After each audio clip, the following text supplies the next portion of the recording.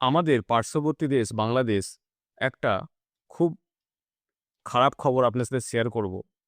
আজকে একটা ফেরিঘাটে একটা বাস পদ্মা নদীতে পড়ে যায়। বাসের মধ্যে প্রচুর প্যাসেঞ্জার ছিল। পুরো নদীর মধ্যে পুরো বাসটা পুরো ডুবে যায়। কয়েক সেকেন্ডের মধ্যে পুরো ডুবে যায়। সেকেন্ড থেম কয়েক সেকেন্ডের মধ্যে ৩-৪ টে যাত্রী ভেসে উঠে আসে। তাদের মধ্যে একটা বাচ্চা। অনেক মানুষ চেষ্টা করে তাদেরকে গামছা ফেলে তাদেরকে টেনে উপরে তোলার চেষ্টা করেছে।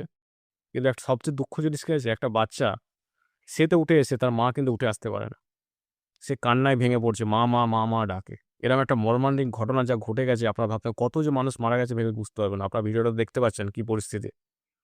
দেখে আমারও খুব দুঃখ লাগছে। এরকম একটা ঘটনা ঘটেছে। চারিদিকে এখন ভাইরাল, সোশ্যাল মিডিয়ায় পুরো ভাইরাল হয়ে গেছে জিনিসটা।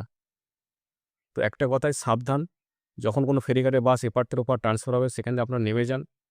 রিস্ক নিয়ে যান। কয়েক সেকেন্ডের মধ্যে যে কখন কি ঘটে যেতে মানুষ বলা যেতে পারে না। আজকে ভাবুন দিন কত ছোট, ছোট বাচ্চা আছে, কত বলুন তো বয়স্ক মানুষ আছে, কত মহিলা আছে ভাবুন তো। কয়েক সেকেন্ডের মধ্যে কি ঘটে যেতে পারে আপনি নিজেও বুঝতে পারবেন না। ভিডিওটা সবার সাথে শেয়ার করে দিন। সবাইকে দেখার সুযোগ করে দিন।